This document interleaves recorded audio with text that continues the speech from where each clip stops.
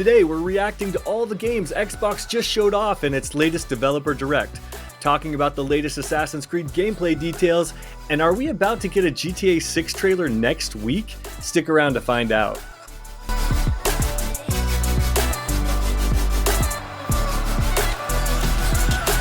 Welcome, friends, to this week's episode of Good Playing With You, the weekly gaming podcast. I'm Dan Whitehill, and as always, I'm joined by my attractive army of Matts, Matt Lord. Hey, how's it going? And Matthew Moulding. Hey now. We've got a lot of great stories this week, but before we jump into the headlines, Moulding has a message from us. Yeah, we're part of, we here at Good Playing With You are part of a growing podcast community, and we just wanted to highlight one podcast in particular. So if you're craving a book club, but you don't have the time to travel, join the Romance Read Along podcast. Have as much or as little involvement as you want. Drop in to listen to host Tony talk about what she's reading this week, or contact them to talk about your favorite books. Have a project you'd like to promote? Well, for the low price of reading a novel of their choosing, you can tell them all about it. They strive to broaden the appreciation of romance novels while helping to understand each other better. Episodes drop most Mondays. Subscribe, email, or hit them up on Blue Sky today. Romance Read Along is for everyone. So thanks a lot to our friends over there at Romance Read Along for partnering up with Good Playing With You, and you should definitely check them out. Thank you. Definitely. Yeah, thank you. And good job, Matt. I appreciate that. Yeah. Of course. All right, now let's hop into the headlines of the week, gentlemen.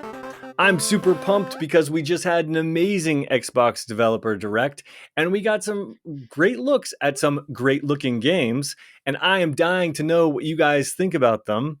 First up, let's see, there were 4, maybe 5 games that we need to talk about here? Technically 5, yeah, I think. Yeah. Mm-hmm. Yep, and it got one of your qualifications for a good show because it had a shadow drop. Absolutely did. Love it. Yeah, more on that in a second.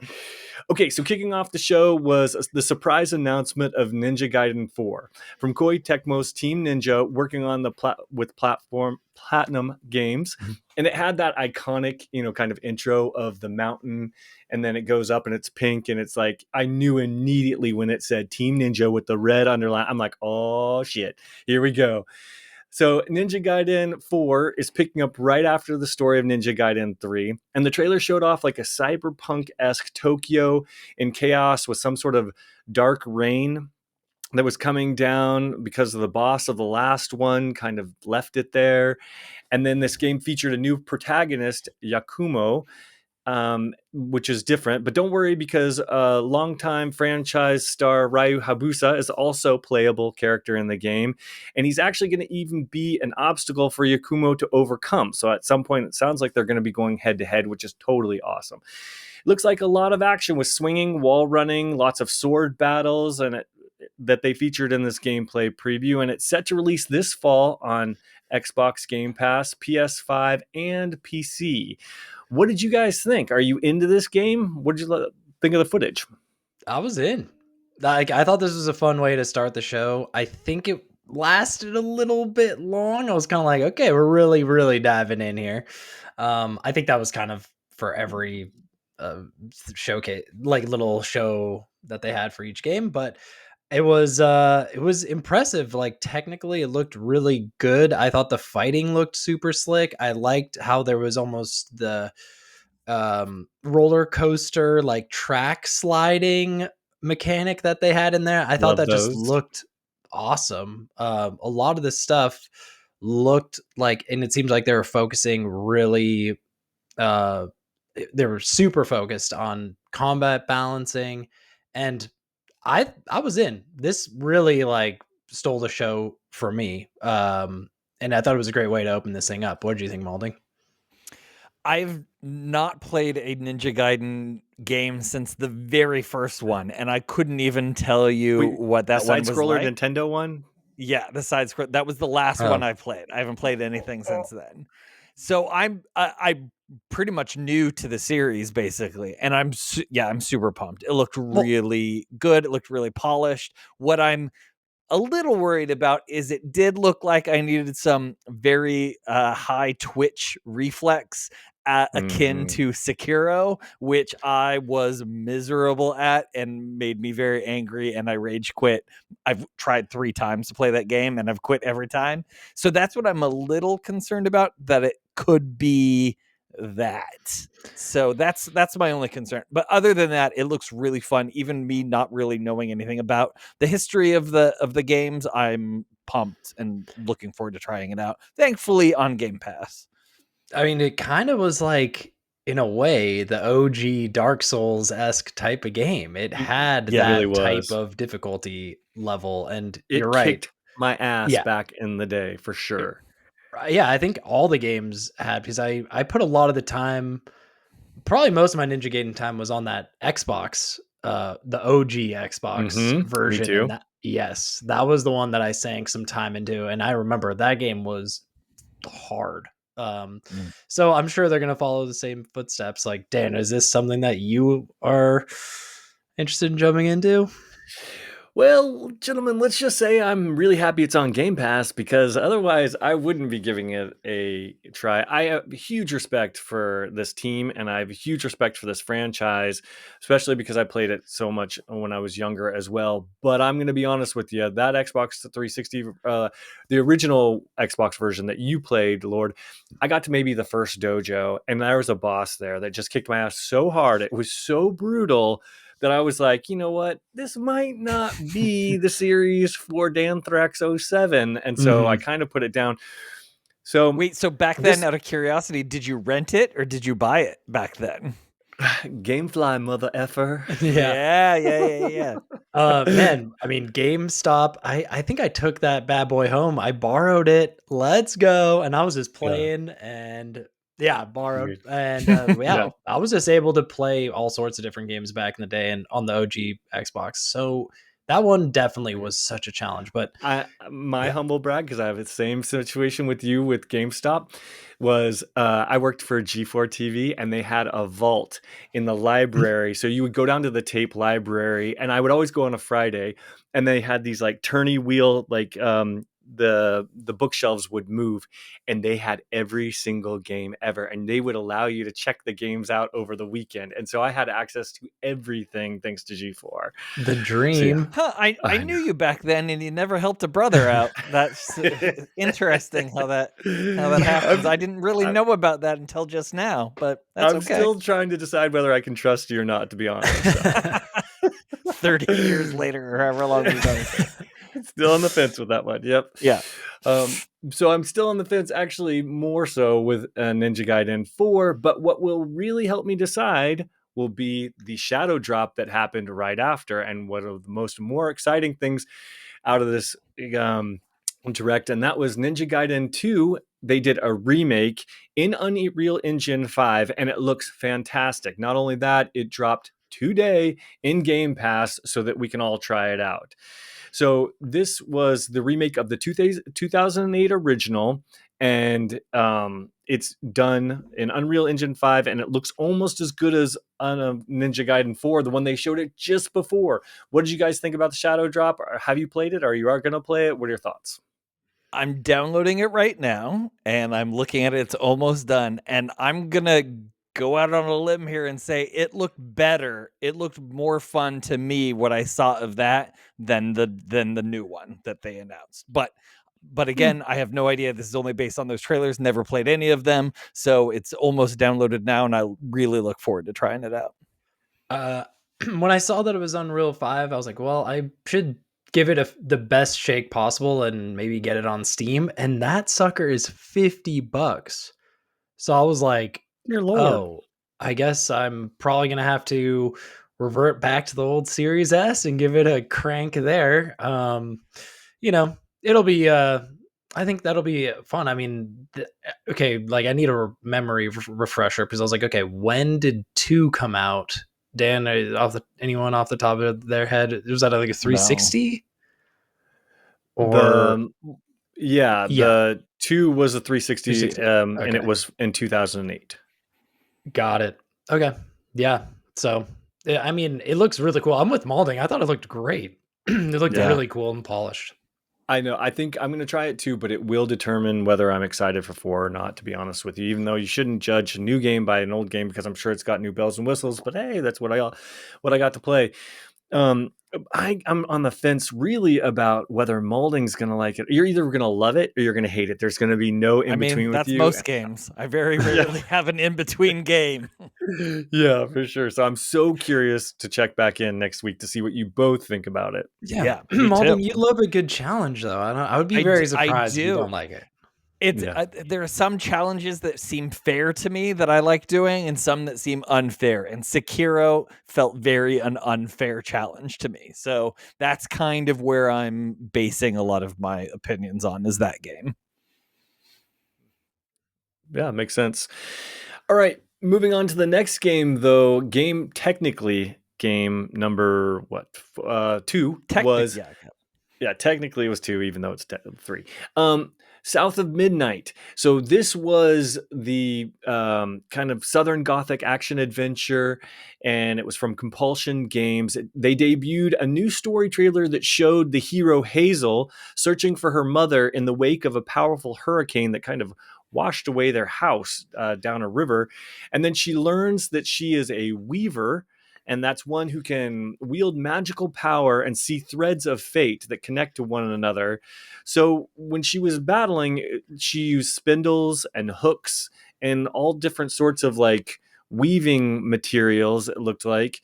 And it was an action-based game, so there were some fantastic looking characters that she was fighting. Some interesting combat. I didn't love the UI, but this game comes out on April 8th on Xbox Series X and S, PC, and Game Pass. What did you guys think about this one? I was a little on the fence about this one. I don't know. I'm with you on. I didn't love the UI. I wasn't super sure about the combat. That was kind of holding me back a little bit. I could see it being a very fun, like, just take a look at the different sites. I feel like they showed off some of the locations that you could go and see, like the house on the cliff, all these different set pieces that you could see and enjoy. I feel like it's going to be more of that type of vibe. At least that's just my opinion. And then one thing that I guess I had forgotten that it was almost a stop motion type of game. And I'm like, are they just hiding the jank FPS that's about to come down? Yeah. It's going to be jank FPS. And they're just like, oh, nope, stop motion. I'm like, oh, all right, great. But well, I don't know. This one's kind of like a wait and see for me. Really. So a Game Pass, definitely. I mean, it's a no brainer. So I have a few thoughts about it. One being that they're really taking a chance with that art style that they have working. Yeah. There's something about it that's almost uncomfortable for me to look at. Like it doesn't hurt my eyes, but there's something off that it does to my eye, and I can't explain it.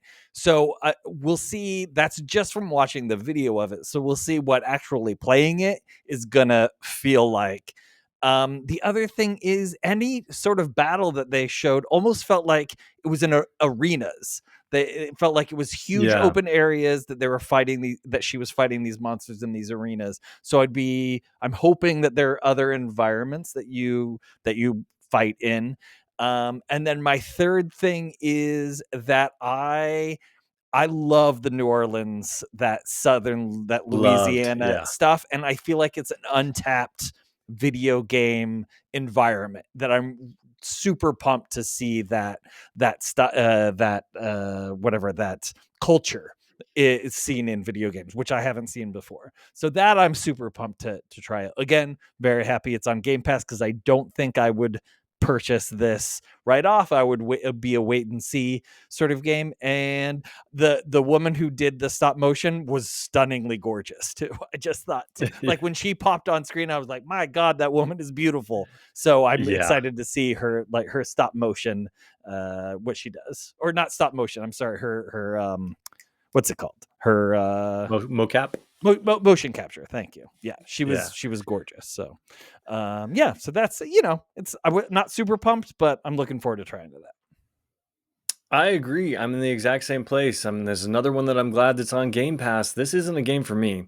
I hate to say it, but I'm much more immature when it comes to my interests. I think there needed to be some sort of violence. There needs to be some sort of like, I don't know, something cooler, more slick, something. I don't know.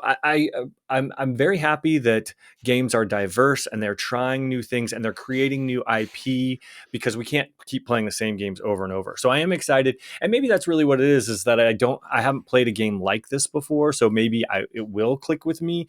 I know that Phoenix Rising looked really different and weird, and I didn't think I was going to like that one, and yet I played it, and then I went through all the DLC. I played it completely. It was when I got my hands on it. That's when I realized, okay, this game is good. So this one could be the same for me. I agree. Don't love the stop motion. I thought it was artistic and cool for the first trailer, and now seeing it actually in the game, I'm like, I don't think that I could watch it for that long. Not having any sort of sense of like edginess to it. I hate to say it, just kind of turns me off a little bit. And I don't really connect so much with the story that I saw. And I do love the location though, and Louisiana and Bayou and all of that. So that has me interested. But I don't think this is a game for me. And I'm going to wait to hear what you guys have to say about it. I don't even think I'm going to play it day one. Yeah, I mean, is this ringing true for anybody else? But I was getting like Senua's Saga type of like, I don't It won't know, be a just lot like maybe just like a show, like a set piece extravaganza type of thing. Or did they say what kind of like, is it gonna be open world or what are we getting with this? Or we still Yeah, don't I'm know? not sure. Well, we're getting a really cool looking fish that needs to be saved. The big You know? Yeah. catfish. Yeah, A that was big cool. catfish, Yeah, yeah. love the I like accent. him a lot. That was great to listen Yes. to. Yes, Yeah. that's about all I'm sure about on that one. It's a waiting for see for me, gentlemen. Yeah. Next one on the list, Clair Obscur Expedition 33. Gorgeous looking new turn-based RPG. So that's kind of unique because we don't have a lot of turn-based RPGs back in the day. So all of you guys that love to play these when you were younger, this is definitely for you because it's so inspired by the old school JRPG, but made by a French team with a new twist. The graphics are unbelievably good looking. It's got some action game mechanics for people like me who like those in my RPGs. So turn based, like dodging and parrying. That's really important to attract someone like me. The trailer showed off the game's combat, characters, and emphasized the game's unique French Art Deco inspired world and visuals. It had an interesting story about a painter who paints a number on a statue on the horizon, and then everyone that age dies. So I guess previously she had painted 34. Every 34-year-old had died in the world, and now she painted 33. So my guess is all of the protagonists are younger than that. And the heroes set out to stop the painter from painting another number. So it's a weird, sort of mythical, interesting, unique story, great creatures and graphics. What did you guys think?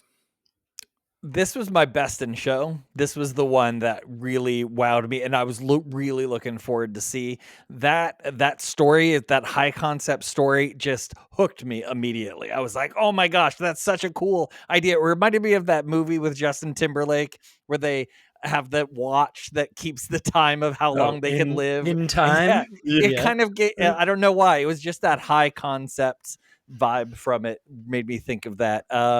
It looked beautiful. They did this thing where they said, "Hey, we have this a world map," and then they showed the world map, and it was stunning. Like it looked gorgeous, and I can't wait to get my hands on it. Plus, my big video game crush right now, Ben Starr, is one of the voice. He has the Oh. name of a porn star, and he kind of looks like he could be a porn star too. But he's one of the voice actors in this. So Is he the main guy? I think he might be the main guy. Okay, Yeah. that's cool. I He like did the him too a voice lot. of Noctis in Final Fantasy. Yep. In the last Final Fantasy. I think Noctis was the name. But yes, I'm pumped. Best in show for me. Yeah, in my opinion, you cannot go wrong with a solid turn-based RPG. So when I see that they're releasing something like this, it's like, man, they got to be believing in this bad boy. I thought all of the art just looked awesome. I thought the ship that they were sailing on at that one moment looked, I thought, really cool. Like it just had like a futuristic vibe to it that also just wasn't like steampunkish. It just looked, I don't know, looked awesome. I was really pumped on this one. Obviously, like the trailer, you didn't get too much. But also, and then there's like the guy who was like they like get into him or something and they go like flying. I just thought all that The stuff looked balloon guy, yeah, those the two balloon guy. NPC characters that they Yeah, highlighted were Yeah. both really cool looking. it was very cool. I thought all that was just awesome. So hopefully, hopefully navigating the world feels very seamless. That was one thing that I really liked with Sea of Stars. I thought you can like navigate the boat really smoothly. Yeah. You can jump things really like I'm hoping we get that sort of level with navigation, and I'll be a happy camper. Yeah, that hope you guys like it is all I'm saying. Oh no. Yeah, it does look beautiful, but turn-based RPGs just aren't a thing for Danthrax07 here. And I can't You're say not missing out all. on so many good games, I Dan. know. I played Sea of Stars. I actually got into Final Fantasy X for a bit. I played the Mario and Luigi turn-based RPG ones, although I skipped Brothership because the reviews were so bad. So I have been known to play them on occasion. I am a sucker for good visuals, and whoo doggy is this one pretty. So that might Yeah. be enough to bring me into it. But and the concept, you're right, it is really cool. Again, maybe it's a new IP, so I'm like, I don't know, change is scary, but it's also in a genre that I don't typically play. So again, this is going to be a wait and see. Although, I am more curious about this one than the other ones. I'll give it that much. Yeah. Valid. All right, wrapping up the show was Doom: The Dark Ages. It promised a bigger action and more exploration coming out this May. This one was a prequel, actually, to the Doom 2016. It's a great looking Doom, except you play more of a tank character. So, not so much the swinging that the last one had, but it's more strafing like the original Doom and shooting old school style. They showed off some really cool weapons like a shield saw. But what interested me most about this one was the open areas. For once they touted that the opportunity to explore was there, and you could solve puzzles and find secrets. And it wasn't just the consistent run and gun that they have been in the past. So that was kind of interesting.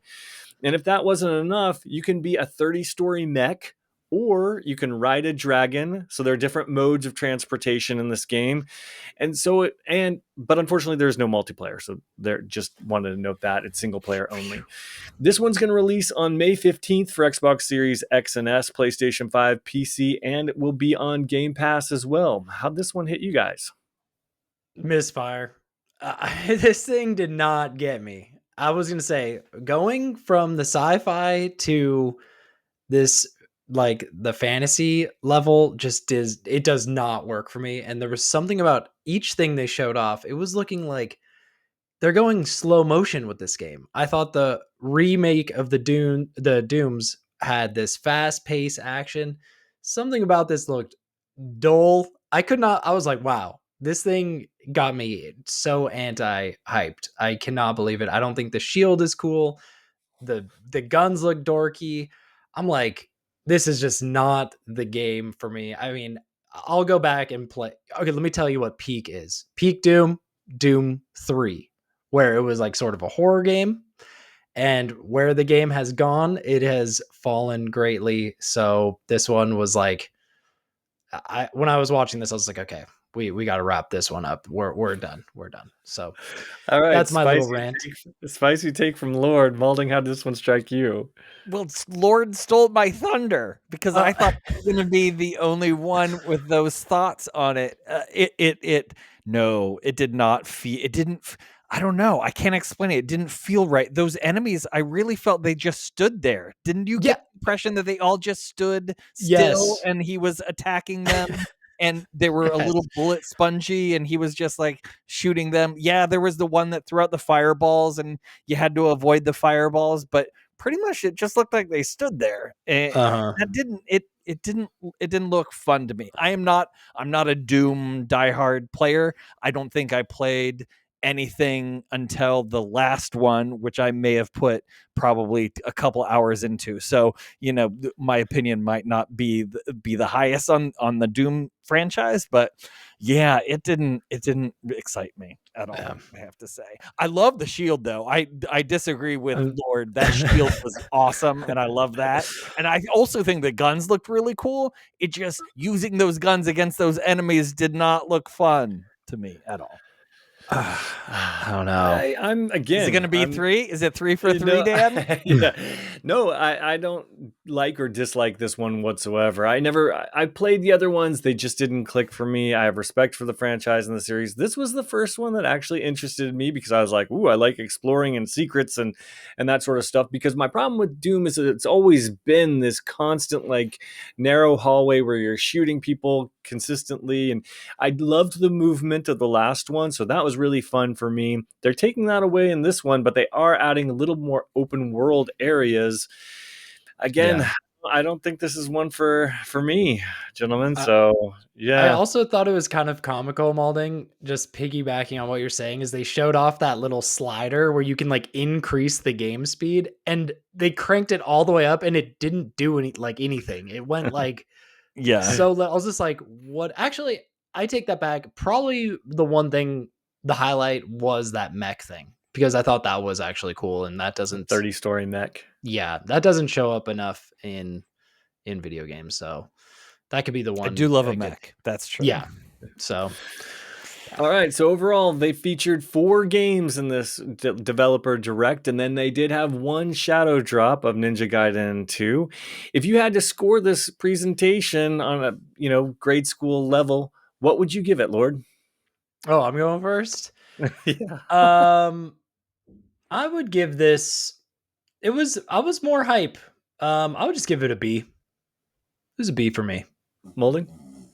This was an A. This was an A direct for me. The Clair Obscura being the highlight looked fantastic. I was super excited for that, and just because I'm not extremely excited for the other ones doesn't mean that a lot of gamers are going to be excited for those. So I like that there was a good mix of different genres of games in there, and a shadow drop. You mentioned it at the beginning. Give me a shadow drop and you already up your score for me. I love that. I think it's a great idea.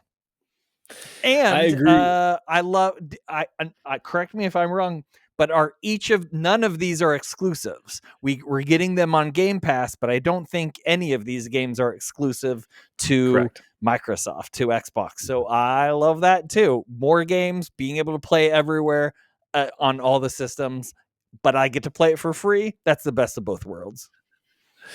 I agree. I think that it was good. I think the presentation started off great. It was like, everything you're about to see is alpha footage. So I'm like, oh, this is going to be new stuff. Everything you're about to see is coming to Game Pass. And I'm like, oh, crap, this is awesome because I have Game Pass. And then it was like, everything that if you purchase it, you get it on the Xbox and you get it on PC as well, because it's got cross purchase, cross play, everything. So those 3 things, I was like, oh my gosh, this is going to be the greatest presentation ever. And then I sat back and watched 4 amazing, beautiful looking games that I have absolutely zero interest in playing. So again, it does get points for a shadow drop for me, but because this didn't have anything in my genre, and that's not to say there isn't great stuff coming up from Xbox. I'm super pumped for Fable and State of Decay, and they've got some great stuff coming. It just happened to be that this one wasn't for me. I was super pumped that everything in this presentation was coming out like relatively soon. That was a huge bonus too. It's yeah, not like coming out in 2026. It was in a few months, 2025. Yeah. So it was like, wow. I'm like, Xbox is definitely bringing it. They did a great direct, great job. If I had only liked the games, I really would have gotten a higher score. But for me, it's a C. Oh, you are a harsh taskmaster. Well, look, I don't care about any of those games, but I just, I do think they look beautiful. And if you guys say they're great, I'll check them out. So let's also can we ask this question? Like, what is the purpose of the developer direct? Is it to show the games, or like try to make these developers like celebrities, or like Well, it's like a PlayStation State of Play. I mean, it's to drum up interest in Game Pass and say, here's what's coming. Get excited, people. But I it's thought it was like, great. I feel like they really like they show off the developers like pretty extensively in these. So it's like, Well, the developers are proud of it, and they want to put a yeah. face and then a personality on, I think, each one. They did a good job of focusing. I thought it was excellent that the Team Ninja was all in Japanese, and then we got subtitles. They didn't do it in English. Everything was in Japanese. That was very authentic. In the French game, that was done in English, but all of them were French speaking. They talked about France, their inspiration. It was very authentic. So I appreciated the look in the developers. It gave me Sure. insight into each game and the inspiration that was behind it and the team that's behind it. And then it made me, feel a little bit more. It was endearing to me to see that. Sweet. It connected me to the game a little bit more than just if it would have been 4 or 5 trailers right in a row. Agreed.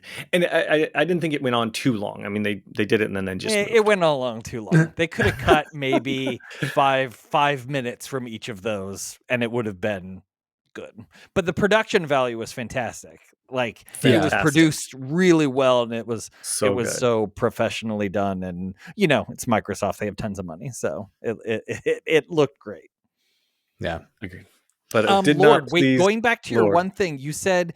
What was the one where you were like, I would purchase this, but it's if I were to purchase it, it's 40. Was that the Ninja Gaiden game? That's so funny that and you said it's cross purchasable. Is that what you're saying? Yeah. But wait a minute. Okay, if you have Game Pass for PC, isn't it? You don't have to worry about it. Yeah, you're fine on PC. Yeah. So you should be able to play it on PC. Yeah, no, I haven't really explored the PC Game Pass, to be honest. I really should. Dude, I've been you just totally should. I know. I really should. I haven't installed. I really haven't. I've been just all about my Steam library, boys. That's really it. I've got my Epic for the free games. I've got my Steam for the games I actually buy, and then I've got Game Pass, Microsoft. So I've got all the launchers on. Well, yeah. All right, we got to move on and talk about more games that are coming out, because the games that are about to release don't stop there. Next, I wanted to talk about Assassin's Creed Shadows. Now, this is a game that, we've had some mixed interest in, and Assassin's Creed is such a famous franchise, such high highs, such low lows, and it's been around since the 360 days, and when we all started really getting into it. So it's like something I feel like I want it to be great. I want a success for Ubisoft, especially because they seem to be having so many financial troubles, and we keep hearing rumors that they're trying to sell themselves off to Tencent because they're not getting the sales that they had hoped.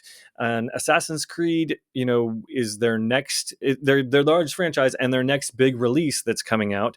I wanted to actually talk about some of the previews that have been hitting the web this week as developers and as journalists got their hands on it, and tell you some of the highlights that I've seen on it. And then I'm curious to see if this piques your interest at all, because I know we were all a little bit lukewarm. So first I noticed, yes, it's sticking with the same dual characters. One, there is more of a stealth player, and then there's an action character. So Yasuke is the guy and he's the action, and Naoye is the girl and she's a little bit more stealth. Now they both can do stealth, but the guy character Yasuke, like, he's so big, they say he's easier to spot and he's not as quiet, whereas Naoye, she's really good and she has some really cool flips and she's like this ninja and stuff. And then Naoye, she can fight, but she's more of defensive, so you have to do more parrying and dodging with her, whereas Yasuke can just start swinging a bat and just nail people. So it was interesting to see what they've done and the differences that you're going to be experiencing when you're playing these protagonists. And you do get to choose, it looks like, from some of these missions, depending on how you want to tackle the mission and who you're more comfortable playing with. Also, I found it interesting was, and this was, I'm not sure what to think about this one, so I'm definitely curious to see what you guys think. So there is the traditional RPG mode where you can play the game and you choose the decisions of what's going to happen and how it goes down. And then they've got canon mode, which, because they said fans asked for what's canon and what's not canon, you can play the game in canon mode, which takes away all options from you and just gives you the story the way Ubisoft wants you to have it, which is interesting. I like games that where you hunt animals, and this one's the same. It has some animal hunting in there, except you're not killing them. You find the animals, and then you sit down and draw them, and you get experience points or something from that. So you're hunting to draw, not kill, which is definitely unique. They definitely, and this is very, very important. They have the "This is Sparta" kick move. So that's still in there. It makes me very happy because I love to punt people off of buildings, and so it's really important that it's still in there. And I'm happy to report that it is. And then I think we talked about this before, like a week or two ago. I had brought up that one of the great things about Assassin's Creed games was that they used to put some really unique mechanics, whether it was like buying certain towns or tower defense or something like that. And I was hoping that they would have a twist, and it turns out that they do. I'm really excited for this one. Because appeals to something that I like to do. It's a town builder. So you go out into the world, you meet characters or save them or whatever, and then they agree to set up shop if they're shopkeepers or whatever in your town. But then you can switch to your town view or whatever, and it's like this bird's eye view of a field, and you can lay buildings, statues, and different things into it, and then you toggle out of it, and you can go into your town and kind of walk around it and look at all of the things that you've placed and meet all the people that have decided to join your town. So I thought that was really fun and unique, a different spin on it. And last but not least, they looked like on their pre-order guides, it showed that there would be 2 DLC expansions teasing new lands, new characters, and new mysteries. So they're definitely investing into this one. What of all the details I just went over do for you guys? Any interest? I love the Assassin's Creed Animal Crossing part of it. I love that town building. Also, I agree with you, it was right up my alley. I love that. It looks like an Assassin's Creed game, and I felt really burnt by Valhalla. So this is not a day one purchase for me. I'm going to wait and see what the reviews are and see what people think of it. But I'm interested. I'm way more interested now after I watched IGN's review of it, preview of it. So I'm more interested now than I was before.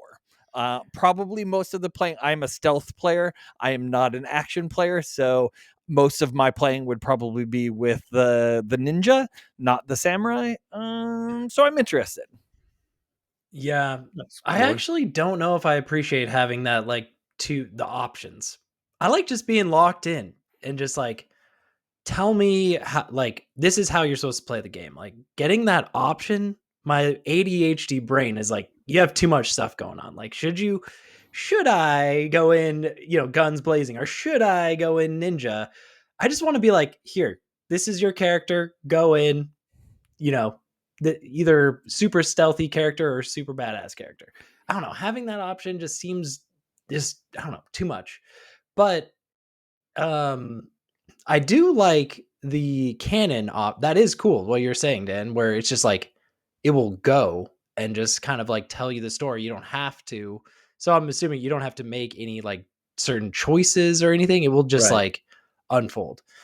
Hey, I think that's pretty cool. I had no idea they were going to be doing a town builder thing, so it is sort of a surprise. I don't want that to like bog down the game though. Oh, bog it down for me. That's Yeah, fine. Like if there's a little side thing that I can do that I really interests me, I am involved in. Just like Fallout had the town stuff, I was in yeah. on that Fallout 4 town building stuff. Yeah, but like Fallout, I understand. That makes sense, but like Assassin's Creed, I don't know if I'm like jumping into an Assassin's Creed chomping at the bit for a town Hmm. builder, you know? Yeah, that's valid. But I mean, honestly, it sounds still sounds pretty cool. So if it comes out and it rules, then yeah, I'll probably end up, seeing where I could get it. Maybe on sale, maybe Yeah. not at $70, but yeah. I think I agree. every Assassin's Creed game since the Egyptian one, I think I've bought on sale. Basically this new genre of Assassin's Creed games, I've always waited. They were never day one Mhm. purchases. Dan, are Yeah. you stoked? What where you think? Where are you standing with this thing? I absolutely adore the Assassin's Creed franchise, but after Valhalla, I gotta be honest with you, I'm so burned out that I don't know. This is another one. not for me probably. I might or might not pick it up on sale in a few years, but I love all the stuff that I just read off, though. That's why I want to talk about it with you guys, because it did get me a little bit more pumped. It went from a no way, like Assassin's Creed Mirage situation to, okay, well, yeah, there's a little something here. Like maybe I'll wait for a year or two after they've patched it and it's playable. So I haven't even thought about Assassin's Creed Mirage. Like that hasn't even been on my radar at all. So that they must have taken a big hit on that one because nobody talked about Mirage. Well, Mirage was just DLC that they spun off into the own game, and then they branded it as a return to its roots, and some suckers must have believed them, but really it was less features and they paid more. So I'm like, sorry, later, suckers. I'm out on this one. So at least this one looks like a full-featured Assassin's Creed game that I look forward to picking up for $20 in about 2 or 3 years. Yeah, fair. All right, moving on. Next thing up, Molding, you had a follow-up story, actually, about Elon Musk. Yes. So we talked about this last week.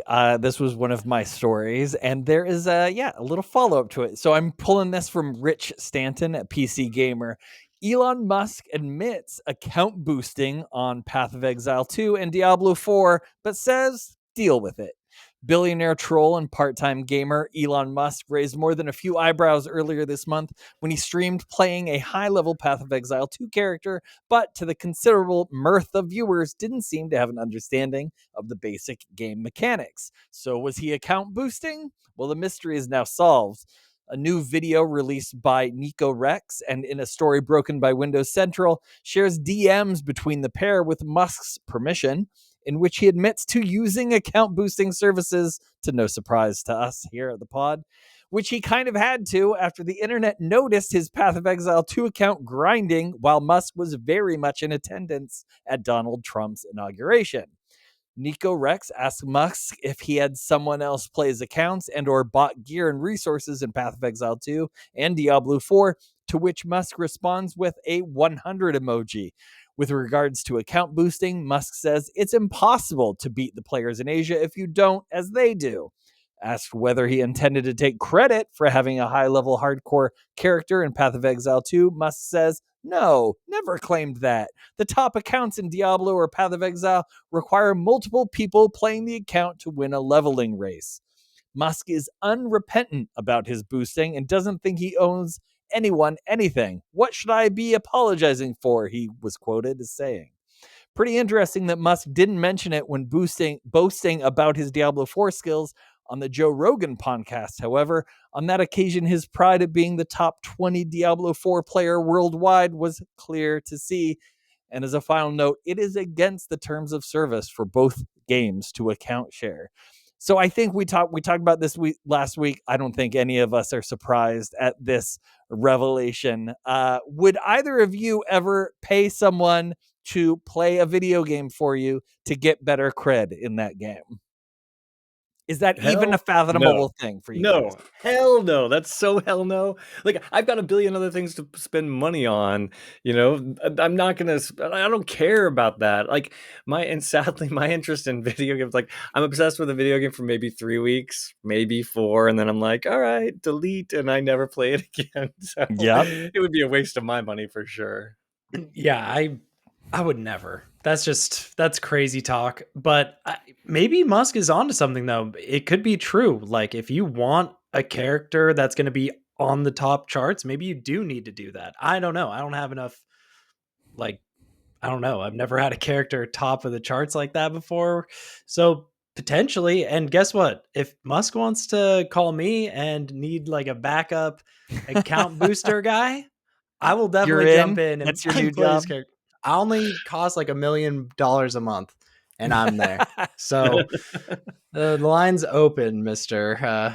Elon Musk. So here's my quick opinion of it: is how fragile of an ego do you have to have that you're the richest man in the world and you need to be the number 1 or number 2 Diablo player? and Path of Exile player, and that's not even you. Someone else is doing it for you. So what crazy thing in your head do you have to have wired wrong that this is what brings you joy when you're the richest man in the world? It just shows to me that he's a sad man. Right. And I think you still need to probably be 80% of that character's progression. Like, you can't not play at all. Like, that's not how that works. I think that's pretty weak. That's 100% weak. You have to be in there getting involved. Like, if you sign on and not know how to play the game, then that is extremely embarrassing. Yep. It is. And it's sad to see, like, I think rich people just use money to take shortcuts in life, and they don't get to have these real experiences. They just pay their way to the front of the line. And it's just kind of part of the course for how rich people live. And it's just kind of sad, especially if they want to take the credit for it. For sure. Yep. Anyway. Well, one story that's a little bit more happy and exciting is a GTA 6 rumor. I love a good conspiracy theory, and Lord, you have another one for us that's really around the corner and has me a little bit excited on this one. Oh yeah, absolutely. And you know me, I love a good conspiracy theory when it comes to video games. So this comes from VG247's Mark Warren. So what's gone down that's got GTA 6 superfans all riled up when they should clearly have been coming over last week's Switch 2 reveal like proper GTA 6 truthers? Well, as with the moon theories, Rockstar Games posted an image in a Twitter post about some stuff for GTA Online. And let me kind of describe what the post was. It was of a car, and there was shipping containers in the background. So an eagle-eyed fan of the GTA 6 subreddit was quick to spot some numbers on a red shipping container to the left of the car, thus begun the math.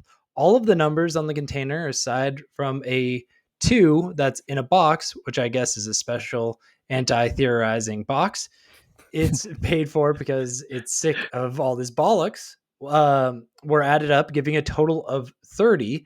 So the poster theorized January 30th, 2025, trailer to wow.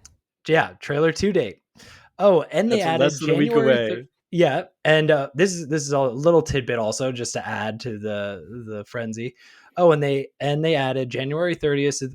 January 30th is a Thursday, which is the same day of the week GTA 5 and Red Dead Redemption 2 had their final release dates announced.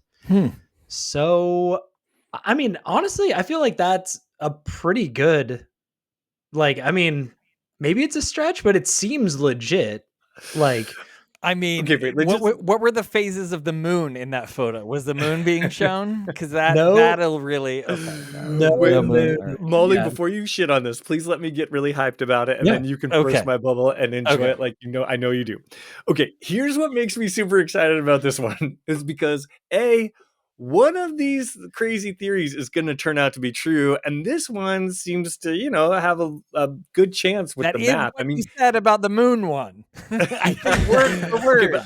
Okay, I was excited about the moon one, but because it was silly. I really like this one. I don't know. I want it to be true, and here's why I want it to be true. Let me explain. It's because the next trailer, I think, is the good trailer. I'm not talking about the city overview and all that sort of stuff that we always get every single time. I'm talking about the second trailer. The second trailer is the meat and potatoes. It's the gameplay. It breaks it down. It says, here's what you're going to be doing. Here's where you're going to be living. Here's how you're going to play the game. Here's how you're going to level up. Oh, and by the way, here's how you're going to play online. And you're going to have your own apartment. You're going to have your own car.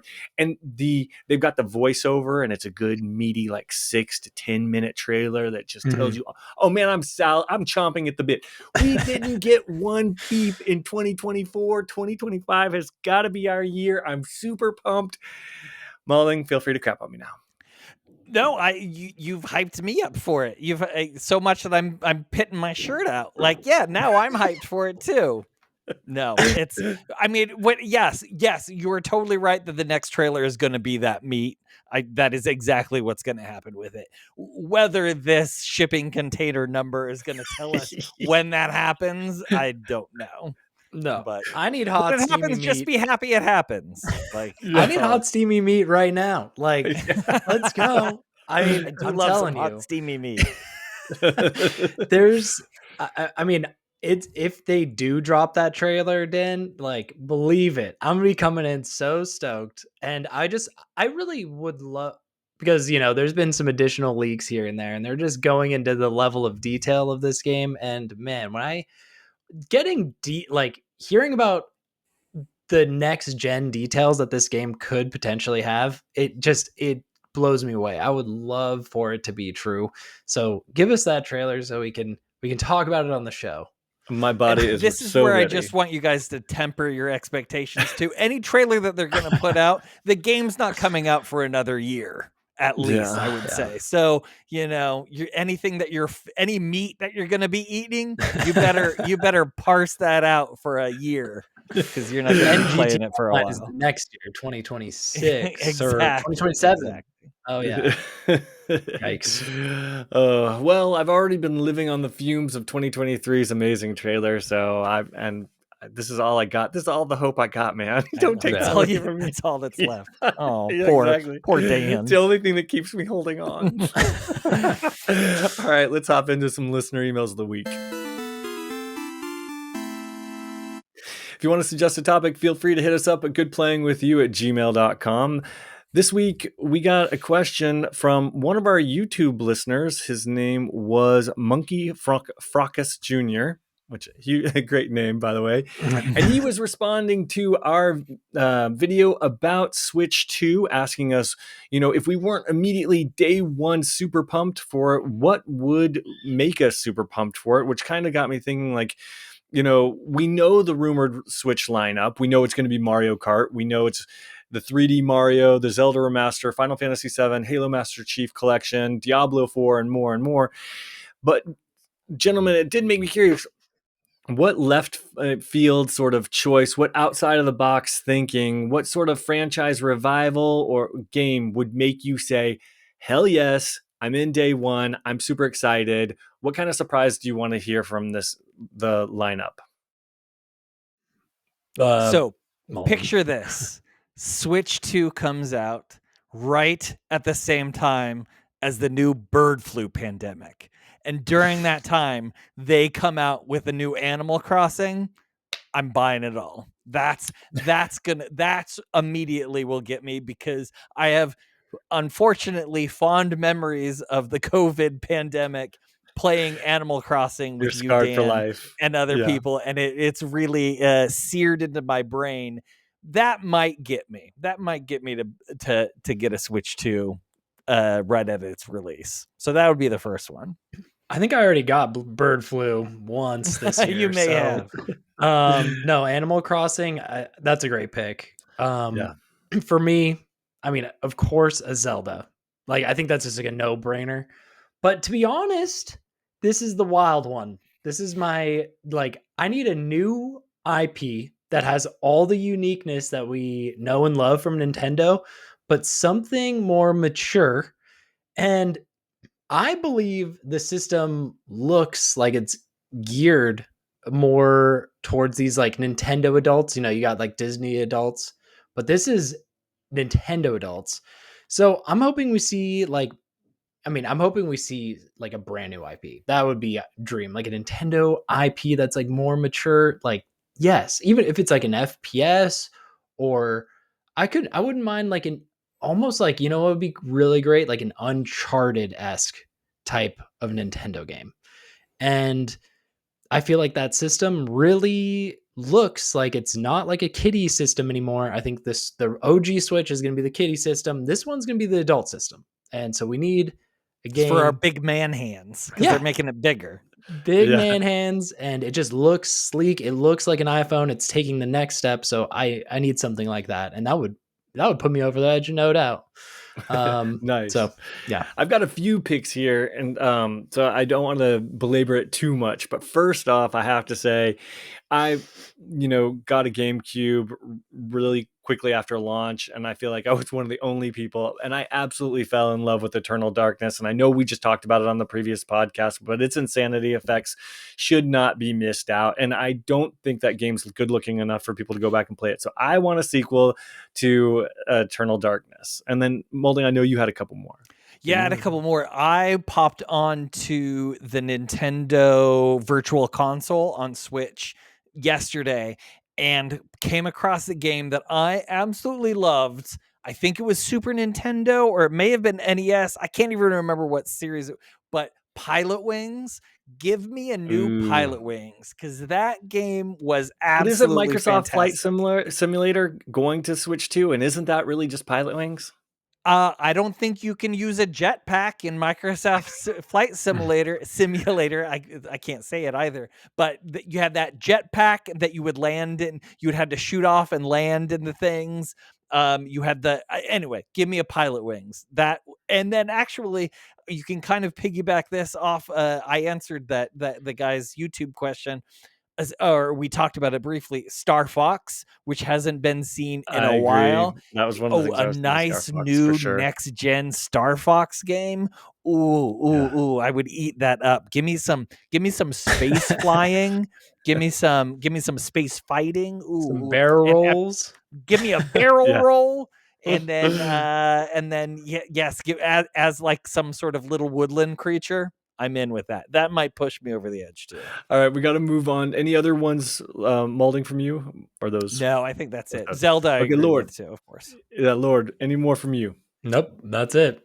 Okay, Take then it I away. got to finish off mine by saying, Kid Icarus, we have not seen him since the 3DS, and that was an early game. And to be kind of candid with you, I never played it, and I would have loved to, but I think that franchise just needs a complete revival. Wait, and they you could bring never it back played to this it? thing. I played the original. I didn't play the 3DS remake one. Gotcha. Did Yeah, you play that yeah. one? Sorry. Yeah, no, the original I played, not the 3DS. Same thing as you. Okay. Yeah. All right, now, and here's the game that would have me and probably a million other people running straight to the, GameStop to try and get a game Switch to as fast as possible. They need to finally bite the bullet, because this is going to happen one day. They need to finally give us the Castlevania that we all know we deserve. And if they did a Castlevania, then I would be a day one purchase for sure. I was super in love with that franchise, and the fact that it never fully made the transition successfully to our current and modern generation is a travesty, gentlemen. I'm telling you, it's a travesty. And then I want to close with one game that I'm truly terrified will come. This to is your Switch 2. surprise game. I'm very excited. Yeah. No, I'm terrified. And I'm like, please do not. Now, would be like, okay, you know what? This is so dumb. I'm not going to buy a Switch 2. What made me think of this game was the fact that the Joy-Cons are mice. And I was like, uh-oh, they're going to bring back that effing Mario Paint. Don't bring back Mario Paint, please. That game sucked. Are you kidding me? How many hours did I sit there with that stupid little mouse that wasn't very accurate on my leg trying to draw like a picture that for what? You couldn't even print it out. You couldn't do anything. You just wasted your time there. And yes, they had little mini games like fly swatters and crap like that, but that was a waste of time.